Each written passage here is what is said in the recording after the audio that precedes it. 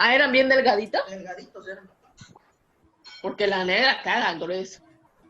Como no sé qué. Orina hartísimo. Como si fuera perra, ¿eh? Ay.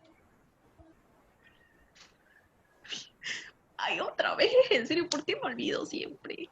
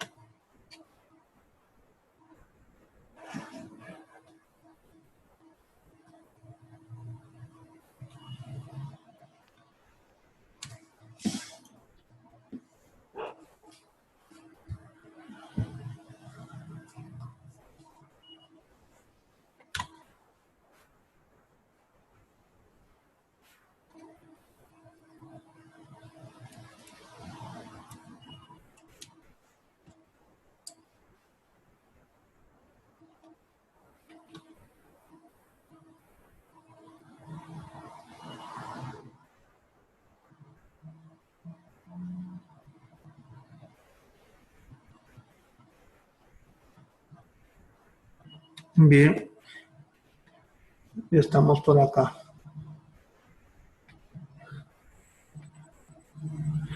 Eso.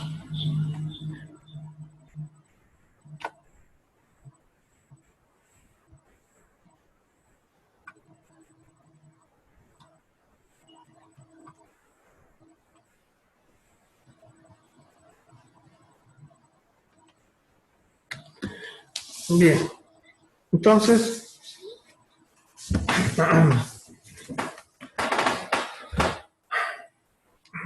estamos hablando de la retroalimentación. Me estaba dando un ejemplo en el cual ya tenía un grupo de ganado, cabras, pongámosle, en un terreno, y se había dicho que al meterlas ahí aumentaba su población como entrada. Eso me generaría como proceso que se empiecen a comer el pasto, por lo tanto disminuiría el alimento. Al disminuir el alimento van a empezar a enfermarse y a morir, lo cual haría que la nueva entrada sería disminución de la población, porque van a empezar a morir. Ya van a empezar a morir hasta el punto en el cual ya son una cantidad pequeña y el pasto, por lo tanto, va a volver a crecer. Y por lo tanto, aumentaría el alimento. Al aumentar el nuevo alimento, haría que ahora la población vuelva a aumentar. Y eso haría que el alimento disminuya de nuevo, haciendo que la población vuelva a disminuir y así sucesivamente. Por lo tanto, en este caso, como ves, ya las entradas, que sería población, aumentaría en temporada, disminuiría otra temporada, aumentaría una temporada, disminuiría otra temporada, ¿no? Entonces, cada entrada nueva me genera una salida que me generará una entrada. En este caso, como ven, cada entrada es contraria a la anterior, ¿no? Esta, por ejemplo, disminuye, la anterior aumentaba, la otra disminuye, la aumentaba. Entonces, a este tipo de retroalimentación se le llama retroalimentación negativa, ¿ya? Que es la retroalimentación en la cual ya siempre cada entrada nueva es contraria a la anterior. ¿Ya? Bien. Les haré otro ejemplo para entender. Y ahí también vemos lo que es la retroalimentación positiva, ¿ya? Tenemos una glándula que se llama la glándula hipófisis, ¿ya? La vamos a escribir, ¿ya? Con H, simplemente así. Es la hipófisis, como una abreviatura. La hipófisis me va a producir una hormona que se llama FSH, que es la hormona folículo estimulante. Esto lo vamos a ver en fisiología. Ya, la FSH es una hormona que va a viajar por la sangre hasta el ovario y en el ovario ya le va a estimular a que el ovario produzca otra hormona que se llama estrógeno. Entonces el ovario va a empezar a fabricar estrógeno. ¿Ya? Que lo vamos a hacer solamente abreviado, así. Es el estrógeno. Bien, entonces, cuando la FSH aumenta su producción, el ovario va a empezar a producir más cantidad de estrógeno. Pero ese estrógeno es detectado por la hipófisis. Entonces la hipófisis dice, hay mucho estrógeno, entonces fabrica menos FSH. Eso hará que baje el estrógeno, ¿ya? Y esta bajada de estrógeno estimulará de nuevo a la hipófisis y la hipófisis ahora producirá más FSH que producirá a su vez que el ovario fabrique más estrógeno. ¿Ya? Entonces, como ven, cada entrada nueva es contra la anterior. Significa que este sistema es una retroalimentación negativa. Bien, la misma hipófisis va a producir otra hormona que es la prolactina. Sus siglas es PRL. Ya, la PRL. Ahora, la PRL me va a estimular ya a que la glándula mamaria, lo que le llamamos las mamas, los pechos, ya le vamos a poner aquí, mamas le vamos a poner, para que sea cortito. ¿Ya? Entonces estimula a que las mamas produzcan leche. ¿Ya? Entonces la glándula mamaria, por lo tanto, producirá leche. Cuando la prolactina ya va hacia la glándula mamaria, esta va a producir entonces leche. Ahora, ustedes saben muy bien que no todo el tiempo están fabricando leche. Eso se debe a que la misma hipófisis produce otra hormona que se llama hormona inhibidora de prolactina. La vamos a abreviar con sus siglas HIPRL, ya que es las siglas de esta hormona. Esta hormona, la hormona inhibidora de prolactina, lo que hace es bloquearme a la PRL. Ya, me bloquea para que esta no funcione. ¿Ya? Entonces la bloquea. Como la hipófisis está produciendo ambas hormonas, pero la PRL no funciona, por lo tanto no se produce leche. Ahora, hay otra hormona que también produce la hipófisis, que es la oxitocina. Ya la vamos a abreviar aquí con siglas. Oxi, le vamos a poner. Ya, pues ya saben qué es la oxitocina. Esta hormona es producida también por hipófisis. Se produce principalmente durante el trabajo de parto. Ahora, esta hormona me va a bloquear a la hormona llamada HIPRL, ¿no? De tal manera que si hay oxitocina, no se produce PRL. Y si esto se bloquea, entonces se va a empezar a producir PRL y por lo tanto las mamas van a empezar a producir leche. Ahora, sucede que el hecho de lactar, lo que el niño empieza a frotar el pezón, sucede que en el pezón hay unas terminaciones nerviosas que se llaman corpúsculos de Morgagni, los van a ver sobre el pezón, unas bolitas, ¿ya? Estas bolitas cuando se estimulan, que son los corpúsculos de Morgagni, que se estimulan o se ríen por el efecto de lactar, ¿no? Entonces, estos corpúsculos ya estimulan a que la hipófisis fabrique mayor cantidad de oxitocina. ¿Ya? Ahora, el niño cuando nace, ya, lo primero que va a hacer es lactar, ¿no? Al estimular eso, entonces producimos más oxitocina, más de esto, y por lo tanto la PRL empieza a funcionar y se empieza a producir más leche. Conforme el niño va creciendo, va a lactar más, va a estimular más esto y va a producir más leche. ¿Ya? Entonces, cuanto más hambre tiene el niño, ya más lacta, o sea, más frota el pezón de la madre, ¿ya? Y por lo tanto se produce mayor cantidad de oxitocina, lo cual haría que se produzca mayor cantidad de leche. Conforme el niño va creciendo, aumenta más ese efecto de lactancia, me aumenta más la oxitocina y me aumenta a su vez más leche, y así sucesivamente. Ya como ven, es un fenómeno de retroalimentación positiva, ya que siempre las entradas son iguales a las anteriores. ¿Ya? Aquí, por ejemplo, he puesto aumento, aumento, aumento, aumento, aumento, aumento. Entonces, es una retroalimentación positiva. Ahora, en la naturaleza hay dos tipos de retroalimentación. Sin embargo, la retroalimentación negativa es la más abundante, porque como generalmente tienden al equilibrio, como les dije hace ratito, ya, pues ustedes se dan cuenta aquí mismo en las hormonas, eso va a subir, lo va a bajar, lo va a subir, lo va a bajar, así sucesivamente. Entonces, eso tiende a trazar una línea de equilibrio a través del tiempo. De tal manera que si algo pasa en ese sistema, él solito se equilibra. En cambio, los sistemas de retroalimentación positiva, el problema es que no tienen esa tendencia al equilibrio, sino o están todo el tiempo aumentando o todo el tiempo bajando. Y si se altera por algún motivo, esa alteración puede generar ¿ya? Un caos.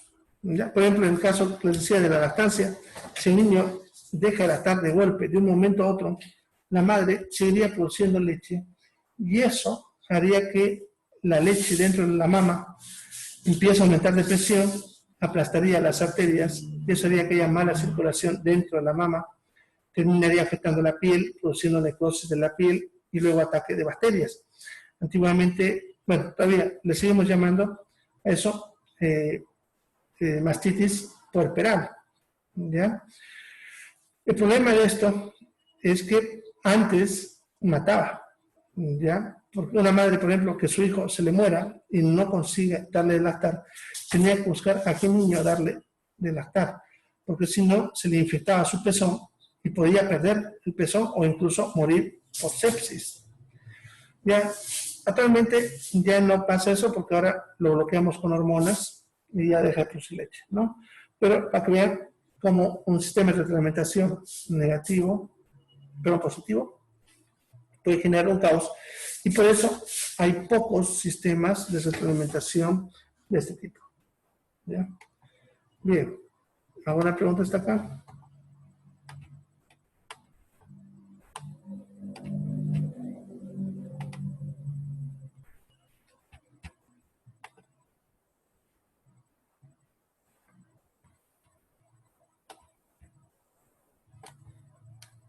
Bien.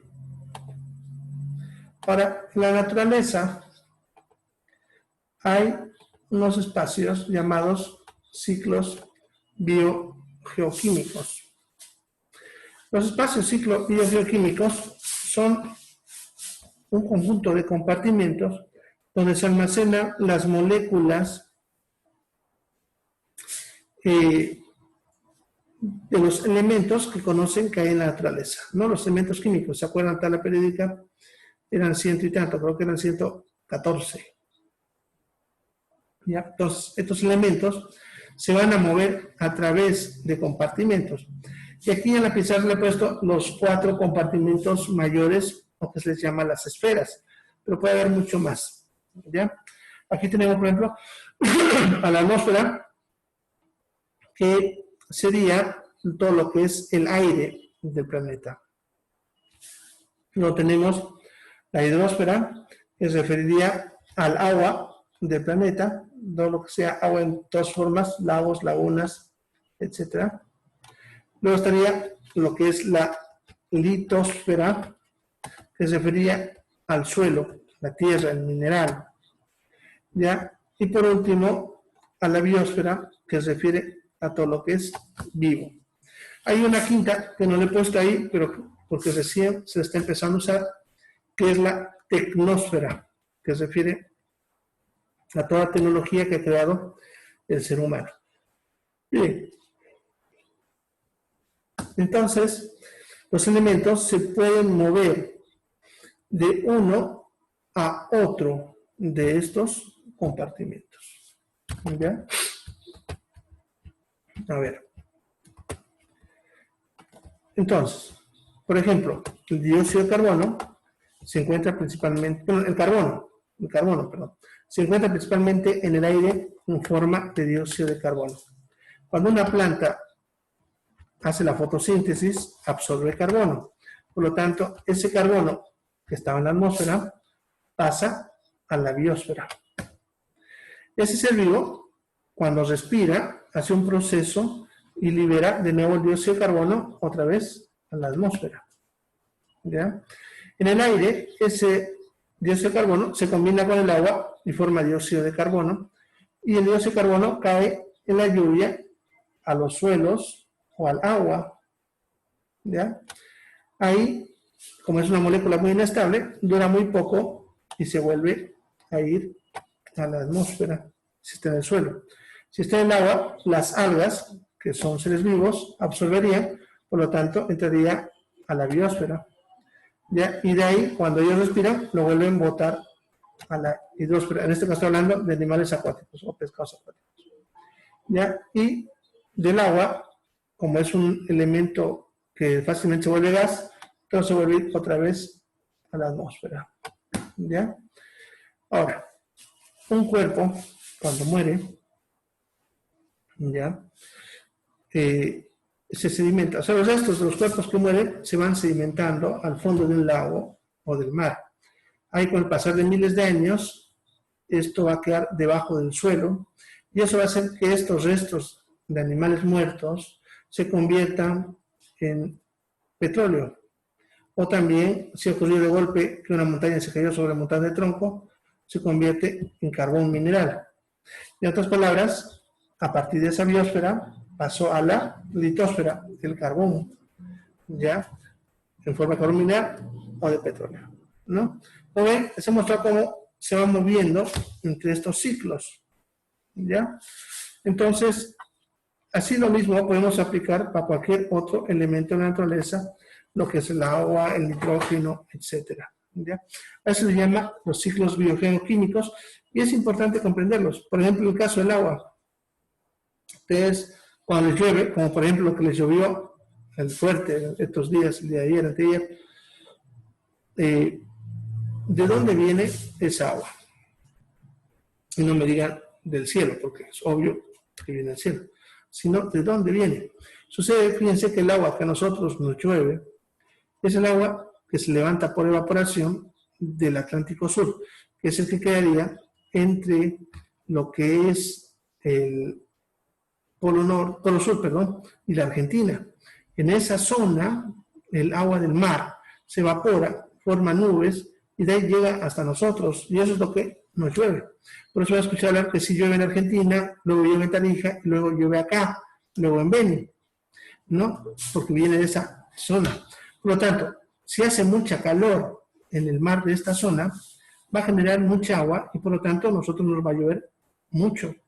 Por el contrario, si hace frío en esa zona, no va a haber mucha evaporación y por lo tanto no va a haber mucha lluvia y vamos a estar en sequía.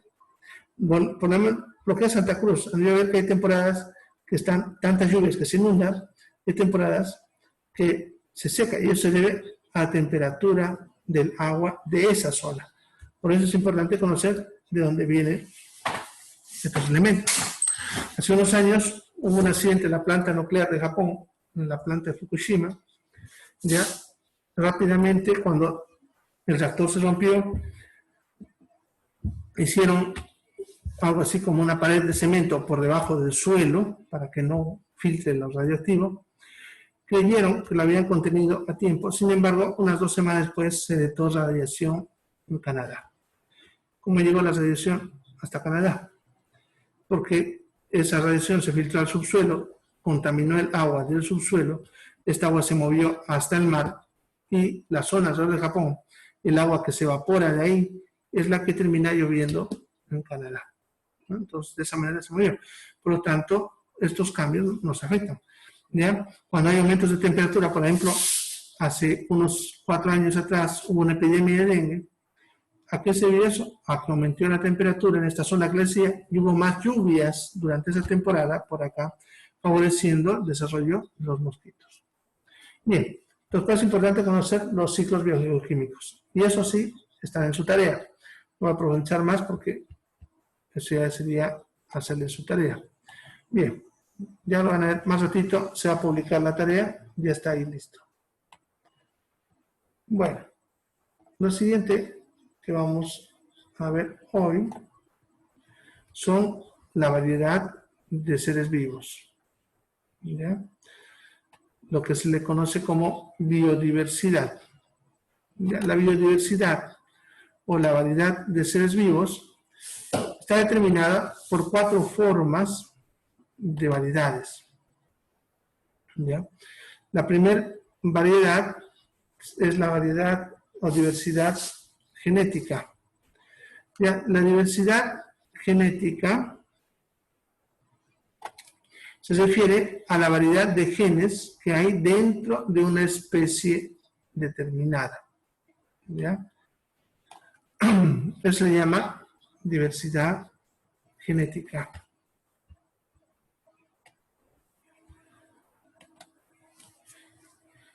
Bien, eso es algo que se puede observar fácilmente en las especies domésticas, pero es más difícil de verlo en las especies selváticas, ¿no? Por ejemplo, la mejor especie para observar esta variedad es el perrito, que es de los cánidos. Los cánidos, como el perro, ya tiene mucha variedad genética. Entonces, van a ver los perritos, hay perritos de todo color, tamaño, forma, ¿ya? Y pueden cruzar entre ellos, por lo tanto son de la misma especie, ¿ya? Pero también me generan toda una variedad de perritos nuevos, ¿no? Es porque dentro de los perros hay una amplia variedad genética. Ya, si vamos al gato, el gato tiene menos variedad. Ya, como pueden ver, los gatos hay menos que varían de tamaño, casi todos tienen el mismo tamaño, solamente alguno que otro es más grande. Ya, en cuanto a colores también no varían mucho. Entonces, el gato también tiene variedad genética, pero menor que la del perro. Y así podemos irnos a las vacas, a los caballos, que son especies domésticas. Pero las especies salvajes hay lo mismo, pero no se nota tanto. Por ejemplo, cuando era chico, me gustaba ir al zoológico y veía las jaulas de los loros. Yo decía, este loro es el mismo que la otra jaula, pero tiene diferente nombre. Yo pensé que simplemente era como un engaño del lugar y que le ponen diferentes nombres, pero era el mismo, como para hacernos creer que hay más especies. Yo creía eso hasta que me enteré de la verdad. Sucede que entre los loros, por ejemplo, estamos hablando salvajes, ya hay loritos que son idénticos, solamente tienen diferencia con detallitos, como por ejemplo, unos tienen una manchita roja o una manchita azul debajo del ala. Y eso ya le hacía una variedad diferente, ¿ya? Entonces, en la selva hay también variedad genética, pero es menor, ¿ya? Bien, la otra diversidad o variedad sería la diversidad de especies. La diversidad de especies se refiere a los taxones. Ya, los taxones son características físicas que se van a usar para poder clasificar a las especies. Son características físicas. Por ejemplo, en el caso del pato, se le llama palmípedo justamente porque tienen las patas características con membranas, ¿ya? Eso, por ejemplo, sería un taxón. Por ejemplo, si vemos perro y gato, pongamos un perro del mismo tamaño que un gato. ¿Cómo diferenciaríamos si fuese perro y gato? Para nosotros es fácil a simple vista, pero ¿qué pasa si yo le sacase el hocico, las patas y los ojos? Ustedes no sabrían la diferencia entre perro y gato, porque justamente esas tres cosas son las que los hacen diferentes. Esos serían taxones. Ya, por ejemplo, las patas, por si acaso, del gato y el perro también son idénticas, en su huella es la misma. Lo que la diferencia es la uña. El gato, su uña se le mete, es una uña prensil. En cambio, el perro siempre está fuera. ¿Ya? Entonces, en el caso entre el perro y el gato, hay tres taxones. ¿Ya? El ojo, el hocico y la pata, son tres taxones. Entre la gallina y el pato hay más.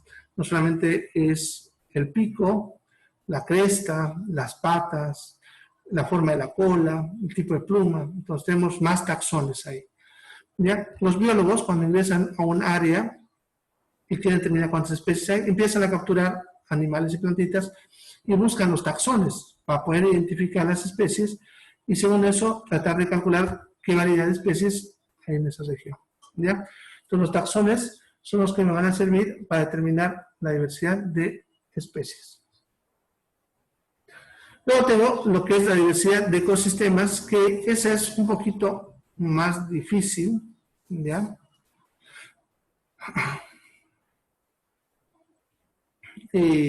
Ya que los ecosistemas no tienen límites definidos. A veces tenemos ecosistemas que están entremezclados con otro, o sea, no sabemos dónde empieza uno y dónde termina el otro, ¿ya? El otro problema es que a veces están uno encima de otro. Por ejemplo, en la Amazonía tenemos un ecosistema en el suelo, otro ecosistema a mitad de altura y otro ecosistema en la copa. Ya tres ecosistemas uno encima del otro. Entonces, es la más difícil de calcular, pero existe. ¿Ya? Eso es lo que tratan de determinar los ingenieros ambientales para tratar de determinar uno u otro ecosistema. Bien, luego tenemos lo que es la diversidad cultural, que esta, para hablarla, hay que primero saber qué es cultura. ¿Ya? Entonces, cultura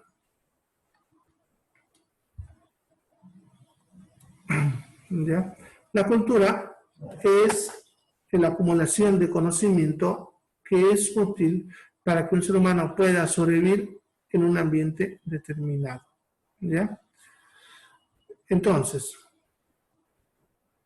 sucede que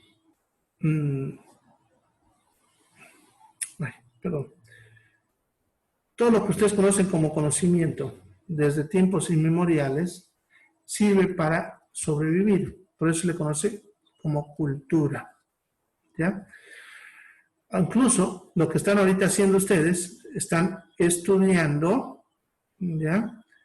Todo lo que están haciendo ahorita, lo están estudiando, ¿ya? Es cultura, porque lo está preparando para sobrevivir en este ambiente en el que viven actualmente.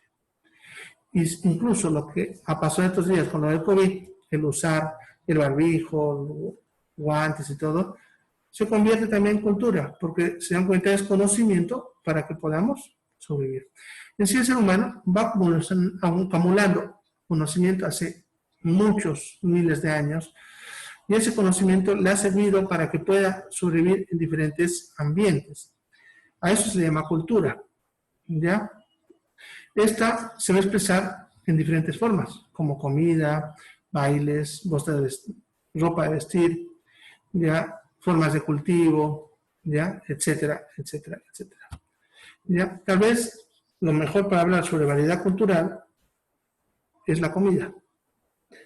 Bien, si os pregunto cuál es la comida más típica de Santa Cruz, ¿qué me responden? A ver, espero comentarios en el chat.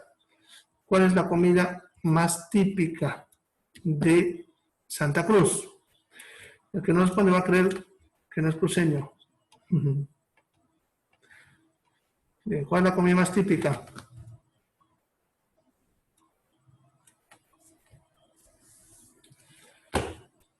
Nadie pone. ¿El majadito? Sí, el majadito. 1. ¿Qué más? El locro no es por si acaso. ¿Cuál, Jorge? ¿No es el sonso? Puede ser. El sonso también es típico, pero no es exclusivo de Santa Cruz. Pan de arroz. Sí, típico. También hay en Beni, pero sí, ya es típico de esta zona. Bueno, la mayoría va a decirte majadito. Por si acaso, cuando decía locro, es español, no es típico de acá. Los españoles traen ese plato y se lo consumen en toda Latinoamérica. El majadito es típico del oriente boliviano, pero es más típico de Beni. Si ustedes van al Beni, van a encontrar majadito de todo. ¿Ya? Además de lo que aquí es el típico pato, pollo y charque, allá hay de pescado, de chorizo, hasta de mono cotudo, y no es broma por si acaso. Ya hay de todo, ¿no? Bien, pero hay un plato que es bien típico y no lo van a encontrar en otro lado. Ya, aun cuando hay en Beni, pero viene de acá. Es la patasca. Ya justamente los compañeros responden, la famosa patasca. Muy típico de Santa Cruz. Lo interesante, miren, de la patasca es que es un plato del oriente, de Santa Cruz principalmente, pero el nombre es quechua. La palabra patasca es quechua. Significa mote reventado.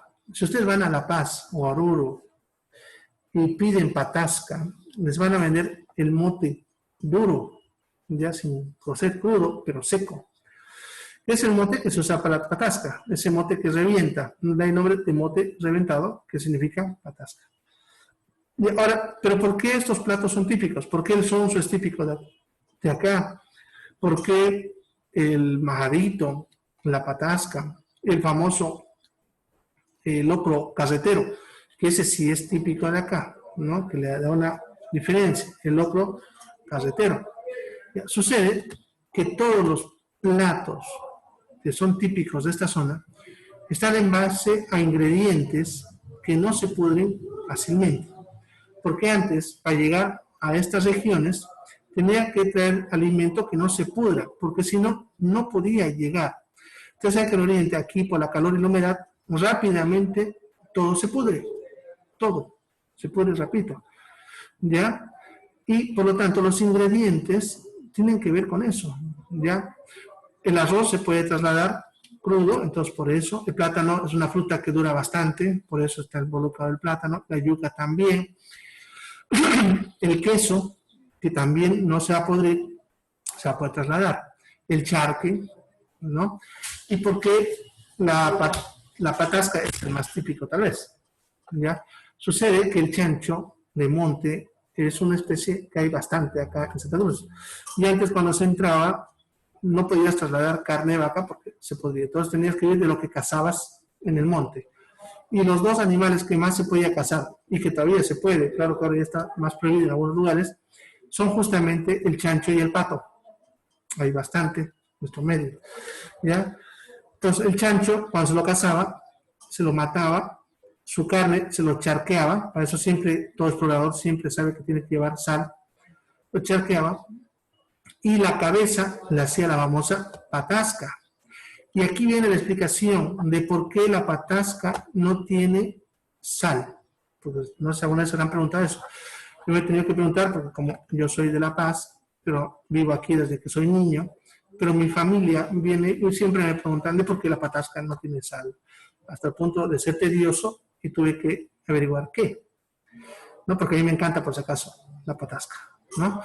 Entonces, sucede que si ustedes no le ponen sal, esa patasca puede estar al medio ambiente, no estoy hablando de refrigerador, sino libre, por varios días y no se pudre. Pero si ustedes le ponen sal, ese mismo día está podrido en la tarde. ¿Ya? Entonces, por eso la patasca no tiene sal, porque era un alimento que se fabricaba aquí bastante y para que dure varios días no se le ponía sal. Era una forma de conservar este producto. ¿Ya? Bien, entonces como están viendo, los platos típicos de acá tienen que ver con los alimentos que nosotros podríamos conseguir o trasladar a esta zona. Si ustedes se van a Oruro, en Oruro lo más típico tiene que ver con cordero. Este es el rostro asado, el costillar de cordero, el brazuelo, el intendente, bueno, un montón de platos que van a ver que tienen que ver con cordero, ¿ya? Hay el chachu, por ejemplo, ¿ya? Que tiene que ver con cordero. ¿Por qué? Porque el cordero es el animal que pueden criar allá. Antiguamente no llegaba carne de vaca, entonces tenía que vivir de eso. Si se van, por ejemplo, a Sucre, a menos que no les guste el ají, no vayan a Sucre, porque en Sucre todos los platos tienen ají. Son unos cuantitos los que no. Incluso está en una sopa con ají que se llama soltero. Si ustedes en Sucre preguntan sobre ají colorado o amarillo, te van a mirar con una cara y este loco, ¿qué le pasa? Porque ahí en Sucre, cuando uno compra ají, tiene que saber la variedad, porque uno va allá y hay más de 20, 30 variedades de colorado, de amarillo y así. Entonces, no es como aquí cuando vamos al mercado y decimos solamente amarillo colorado. Si ustedes se van a Trinidad, allá, por ejemplo, a mí cuando yo viajé allá, hay un plato que se llama gallinazo. Yo pensé que era locro de gallina o algo parecido. Sin embargo, el gallinazo es igual que el arroz con leche, pero en vez de leche, le ponen chocolate. Muy sabroso, por si acaso. Pero Eso es lo típico dan ahí de como subsidio Ve a ese en punto los colegios. de su tradición ha llegado ya que lo están dando como subsidio, ¿no? ¿Ve? Pero es típico ya. Gallinazo no lo van a encontrar en ninguna parte de Bolivia, solamente en Trinidad, ya, allá, y así. ¿Por qué? Porque allá es una zona productora de chocolate, ¿ya? Entonces, los alimentos dependen de la zona donde vives, y eso es cultura. Bueno, ya mañana les sigo hablando más sobre este aspecto y sobre la importancia para nosotros. ¿Ya? Sí, ya dan masaco con bife y Trinidad, como si fuese almuerzo. Sí. Bueno, entonces mañana seguimos hablando sobre este punto, que me falta todavía un tantito más para hablar del mismo. ¿Ya? Entonces, tomen en cuenta que termina la clase, unos minutitos más, se va a publicar el primer cuestionario, ¿ya? Y, se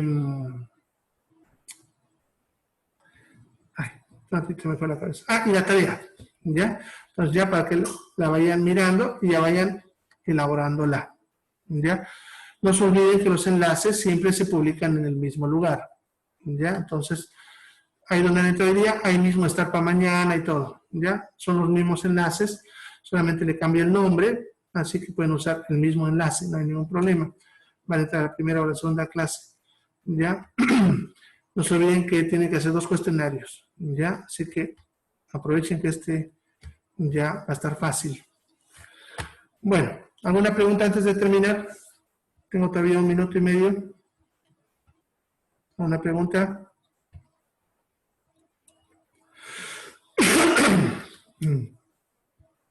Bien. Entonces, nos vemos mañana. ¿Ya? Se cuida. Ya, no entren tarde mañana. Chao, chao.